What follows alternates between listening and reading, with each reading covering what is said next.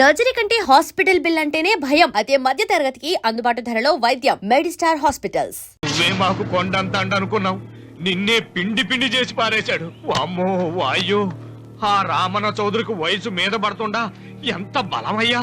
అతను చెప్పింది నిజం. అది కండబలం కాదు, గుండె బలం. నువ్వే ఇట్ట అయిపోతే ఇక మన సాంబశివరావు ఊరు వదిలిపెట్టి వెళ్ళిపోవాల్సిందేనా? నువ్వు గుండెను అతను కండను నమ్ముకున్నారు, కానీ నేను తెలివిని నమ్ముకున్నా. వెంకన్న, అలెగ్జాండర్ దండయాత్ర భారతదేశంలో అడుగుపెట్టగానే ఆగిపోయింది. ఈ రామన్న చౌదరి దండయాత్ర ఆ సాంబశివరావు పొలంలో అడుగుపెట్టగానే పూర్తవుతుంది. రేపే అందరిని పంపుతా. వద్దురా రావుడు, రేపే మహాశివరాత్రి. జటాధార స్వామి వారు వస్తారు. మీ తాతల కాలం నుంచి మీ ఇంటి ముందున్న శివలింగానికి పూజలు జరిపిస్తున్నారు. నువ్వెప్పుడో చూసావు. రేపు ఒక్కరోజు ఇంట్లో ఉండరా. మనకు వయస్సు పెరిగి తేజస్సు తరిగిపోతుంది. ఆయనకి రోజు రోజుకి వయసు తరిగి తేజస్సు పెరిగిపోతుంది. చచ్చే, జనానికి పిచ్చిపట్టి గడ్డాలు పెంచిన వాళ్ళ కళ్ళ మీద అడ్డంగా పడుతుంది. రే వెంకన్న, ఒకప్పుడు ఈ దేశంలో 3 దేవుళ్ళు 3 కోట్ల మంది మహానుభావులు ఉండేవాడు, అంటే మానవత్వం ఉన్నవాడు. కానీ ఇప్పుడు దేవుళ్ళు లేరు, మహానుభావులు లేరు. ఈ స్వాములు మిమ్మల్ని మాయ చేయగలరు, గాని నన్నేమేం చేయలేరు.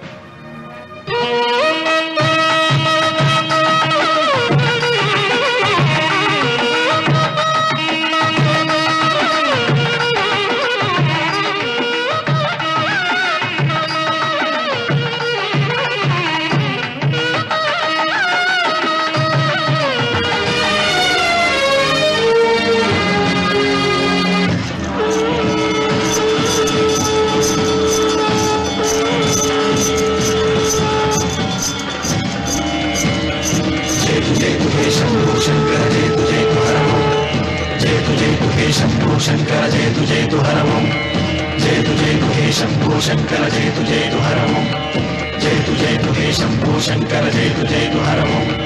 నాగేంద్రహారాయ త్రిలోచనాయ తస్మాంగరాగాయ మహేశ్వరాయ, నాగేంద్రహారాయ త్రిలోచనాయ తస్మాంగరాగాయ మహేశ్వరాయ, నిత్యాయ శుద్ధాయ దిగంబరాయ తస్మై నకారాయ నమః శివాయ.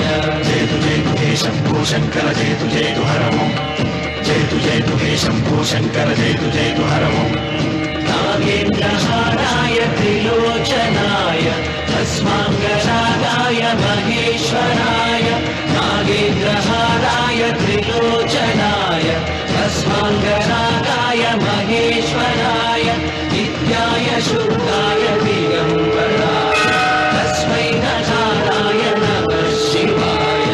జయతు జయతు హే శంభో శంకర జయతు జయతు హరమం, జయతు జయతు హే శంభో శంకర జయతు జయతు హరమం.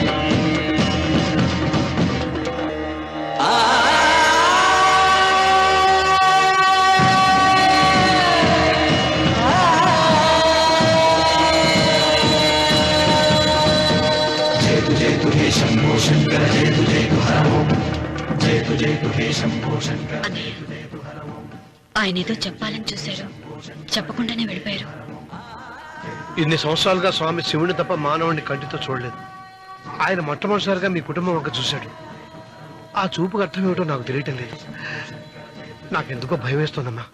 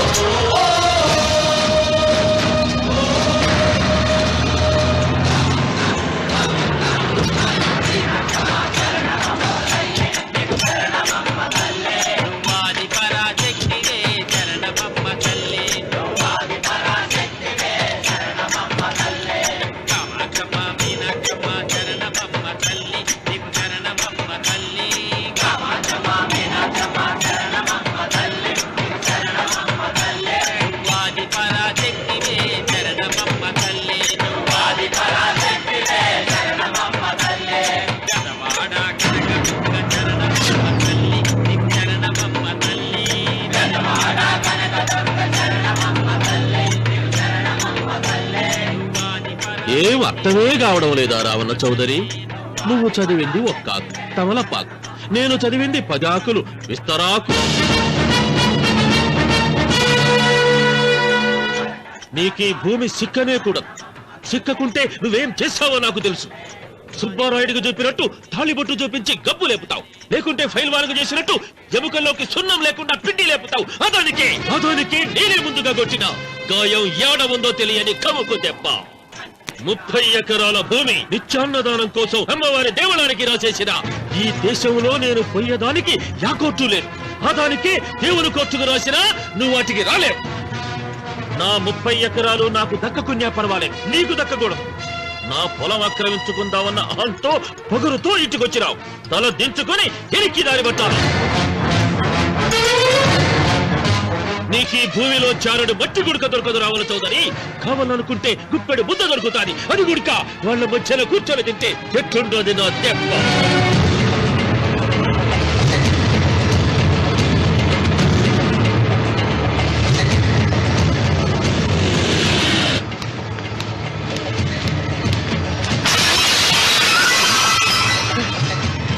ఏమైంది?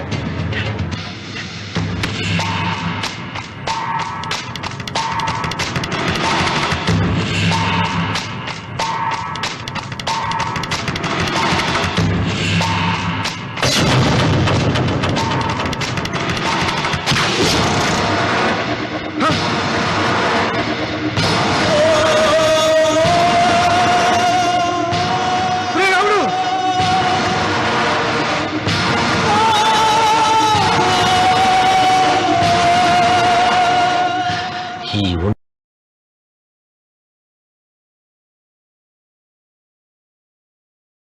ఒంట్లో ఇంకా రక్తం ఉండగానే, ఈ ఊపిరి ఇంకా పీలుస్తూ ఉండగానే, ఈ గుండె ఇంకా కొట్టుకుంటూ ఉండగానే ఓటమి నా వీపు తట్టింది.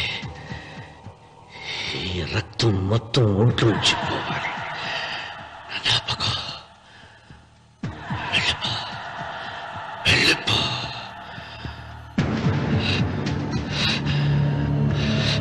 అమ్మా సీతారత్న, అబ్బాయిరా పెళ్లికి వెళ్ళారండి. అయ్యో రే, నువ్వు వెళ్ళి డాక్టర్ తీసుకురా.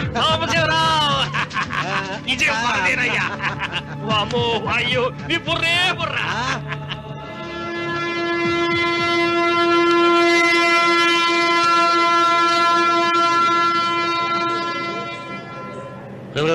ఏంట్రా కింద పడింది తింటున్నావు? రేపటి నుంచి మీరు కూడా ఇదే తినాలండి. ఎందుకురా? లేకపోతే ఏంటండి, పని అమ్మాయిని ప్రేమించగానే సరిపోలేదండి, వాళ్ళు అలవాటు కూడా నేర్చుకోవాలి. అందుకని రేపటి నుంచి చికెన్ నేను తింటాను, జొన్న రొట్టె కొట్టుకొని మీరు తినండి. రానవరం, ప్రేమకు పేదరికం అంటున్నా.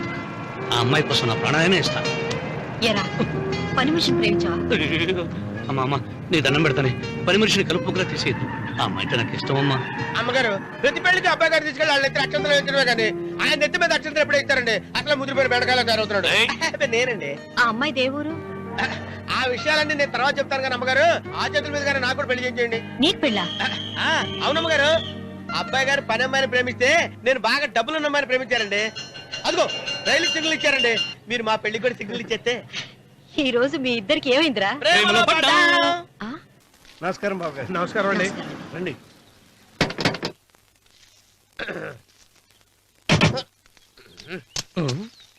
ఏంట్రా అన్నవరం, పూజిచ్చి నిలబడ్డావు? అరటిగా లోపల తీసుకురా. నేను తీసుకున్నానండి. ఏ నన్ను తీసుకెళ్ళమంటావా? మీరు తీసుకెళ్తారో చేత లోపల పెట్టుకుంటారు, మీ ఇష్టం. ఏమైందిరా నీకు? ఏమైందంటారేంటండి? లోపల నా గుండెలకు వచ్చిన ఎంకం ఉందండి, అది నన్ను ఎంత మోసం తెచ్చిందో తెలుసా అండి? అయ్యో, ఆ విషయం నేనే మర్చిపోయాను. ఒరే అన్నవరం, తమరు మాత్రం వెంకమ్మను మోసం చేయలే? నేనే మోసం చేశానమ్మా. అదేనమ్మా, 100 ఎకరాల పొలం ఉంది, 200 ఎకరాల పొలం ఉంది అని చెప్పావు కదా. అందుకని నోరు మూసుకుని లోపలికొచ్చి వెంకమ్మను నాకంటే ముందు నువ్వు పెళ్లి చేసుకో. ఆ తర్వాత రుక్మిణి నేను పెళ్లి చేసుకుంటా. అరటిగా తీసుకురా. నేను రాను, మీరని చెప్పినా నేను రాను. రావా? రాను. అయితే రామన్న చౌదరి గారికి చెబుతా. అమ్మా, వద్దు వద్దయ్యో. అమ్మా తీసుకురా. నమస్కారం అండి.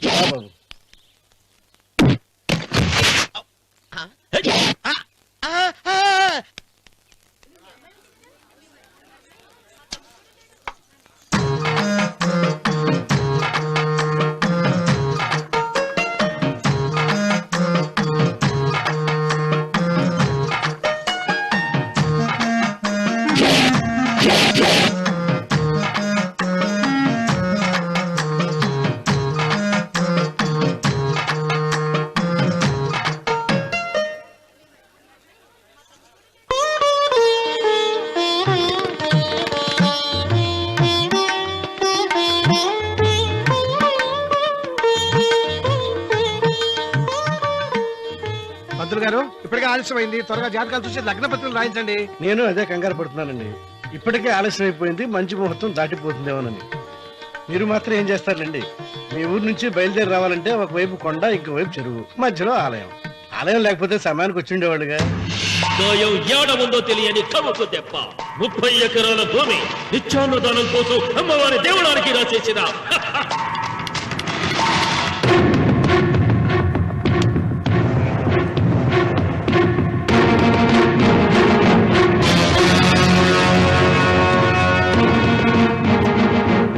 బావగారు ఏదో ఆలోచిస్తున్నారు. లాంఛనాలు ఏమన్నా కావాలంటే చెప్పమనండి. ఏమిట్రా ఇంకా ఆలోచిస్తున్నావు? రావుడు, వాళ్ళంతా కంగారు పడుతున్నారు. శుభం.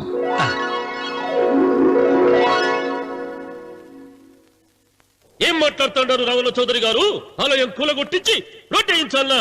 ఇన్ని సంవత్సరాలుగా మన గ్రామం కుగ్రామంగా మిగిలిపోవటానికి రహదారి సదుపాయం లేకపోవడమే కారణం. ఇదిగో 6 మైళ్ల పొడవున రోడ్డు వేయించడానికి ప్లాన్ సిద్ధం చేశా.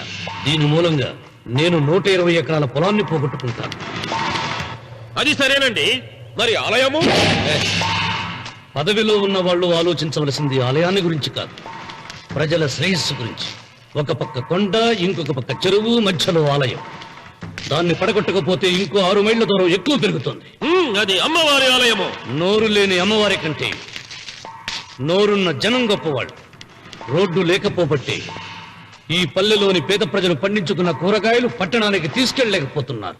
వాళ్ళ బాగు కోసం రోడ్డు వేయించి తీరుతాను. దానికోసం ఏమైనా చేస్తాను. ఏం చౌదరి గారు, మీ ఇంటి మొగల శివలింగం ఆన్నే ఉండాలా? దానికి దినాము పూజలు పురస్కారాలు జరుగుతాండాలా? అమ్మవారి దేవాలయం మాత్రం కూలగొట్టాలనా? మీరు మీ ఇంటి ముందున్న శివలింగాన్ని పీకి పారేయండి, అప్పుడు ఆయన ఒప్పుకుంటాడు. నువ్వు ఈ మాటను అంగీకరిస్తున్నావా? ఒప్పుకోండి సాంబశివరావు గారు, ఈయన శివలింగం జోలికి ఏమాత్రం పోతాడో నేను చూస్తాను. కానీ ఏమి, ముందు శివలింగం పడుగొట్టని ఎరుక సిరి ఆలయం గోడ మీద పలుకు వెయ్యరి.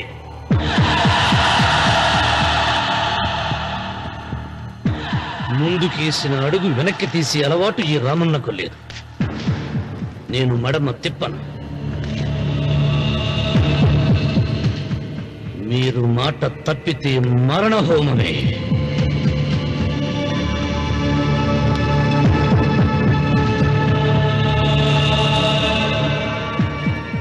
ఊపు చూస్తా ఉంటే శివలింగాన్ని పీకి పారేసెట్టే ఉండాడే. అయితే సాంబశివరావు గారి 30 ఎకరాలకు ఎసరే. ఆ ఇంటి ముందుండేటిది మామూలు రాయి కాదయ్యా, మహిమగల శివలింగము. తరతరాలుగా వాళ్ళ వంశాన్ని కాపాడుతాడే దేవుడు. చెయ్యి వెయ్యని తెలుసది.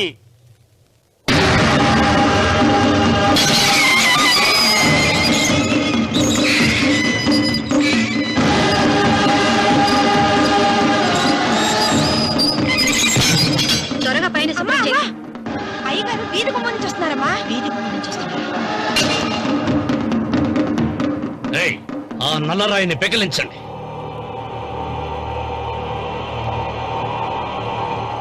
ఓ, మీరందరూ హిందువులు. మీకు కళ్ళు పోతాయి, మీ జీవితాలు కుళ్ళిపోతాయి అన్నారు. అయ్యా, ముస్లిం అయినా హిందూ అయినా దేవుడు దేవుడే. నేను ఈ పాపం చేయలేను. పాపం? దేవుడి ముందు చేతులు కట్టుకుని నిలబడటమే శాపం రా. నేనే పెకలిస్తాను.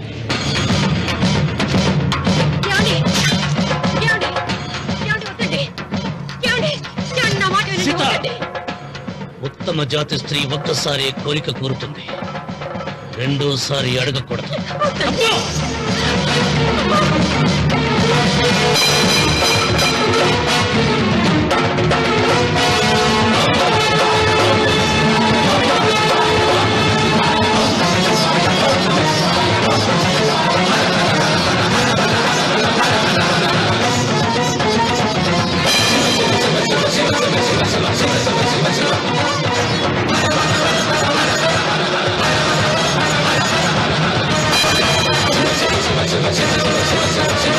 శివ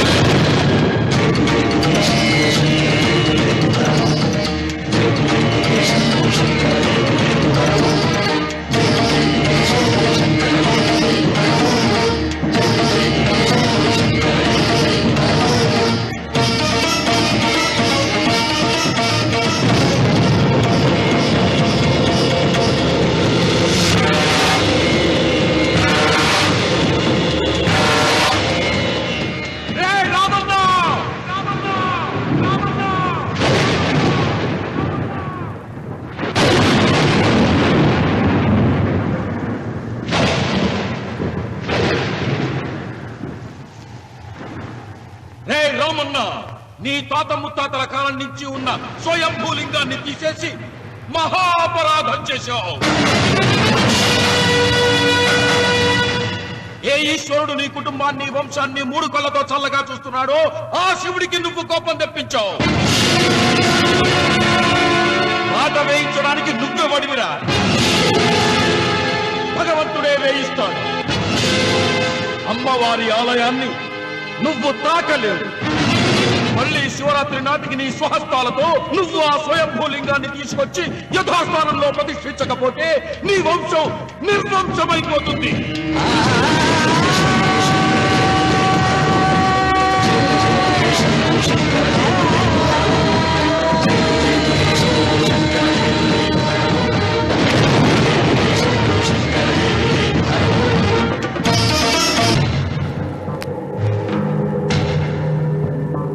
శివలింగాన్ని మీకు చెరులో మారేశాడు. ఇంకా గుడి మీద కూడా వస్తాడు.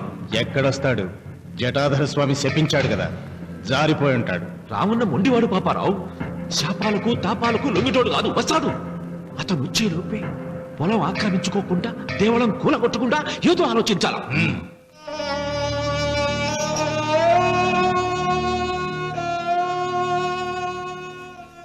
అన్నయ్య, ఆయనతో మాట్లాడే ధైర్యం నాకు లేదు. నువ్వైనా మాట్లాడి మళ్ళీ శివలింగాన్ని ఇక్కడ ప్రతిష్ఠించమని చెప్పు. వాడిని గురించి నాకంటే నీకే బాగా తెలుసమ్మా. వాడు నా మాట వింటాం. నాకు భయంగా ఉందన్నయ్య. ఆపద ఏ వైపు నుంచి వస్తుందో ఏమిటో.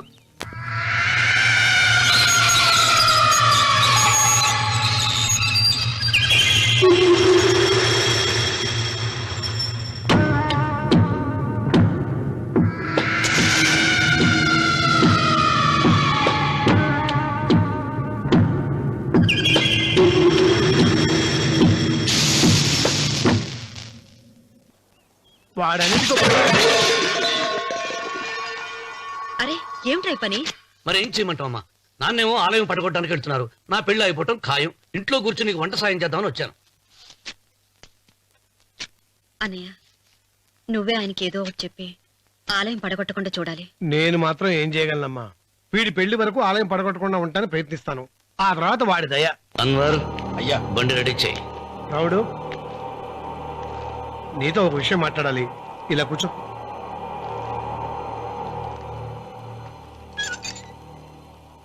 ఆలయం విషయంలో నీ పంత మానుకోవా? నిన్న జరిగింది మరచిపోను. నేడు జరగాల్సింది వాయిదా వేయను. రేపు జరగబోయే దాన్ని గురించి ఆలోచించను. ఆలయాన్ని ఈ రోజే పడగొట్టిస్తాను. నీకు కావాల్సింది పొలం కదా, ఆలయం జోలికి ఎందుకు వెళ్ళటం? ఆ పొలం నాకు దక్కకుండా అడ్డుపడింది అమ్మవారి ఆలయమేగా. ఆలయాన్ని పడగొడితే ఆ పొలం నీదవుతుందా? అవుతుంది. ఆ సాంబశివరావు పొలాన్ని రాసింది ఆలయానికేగా. ముందు ఆలయాన్ని పడగొట్టించి ఆలయమే లేదు కాబట్టి ఇక పొలం ఎందుకని ప్రశ్నించి అప్పుడు నా స్వాధీనం చేసుకుంటాను. కొడుకు పెళ్లికి తాంబూలాలు పుచ్చుకున్నావురా. 3 ముళ్ళు వేయించకుండా ఆలయం పడగొట్టాలని బయలుదేరుతున్నావు. ఇది ఏమన్నా ధర్మంగా ఉందా?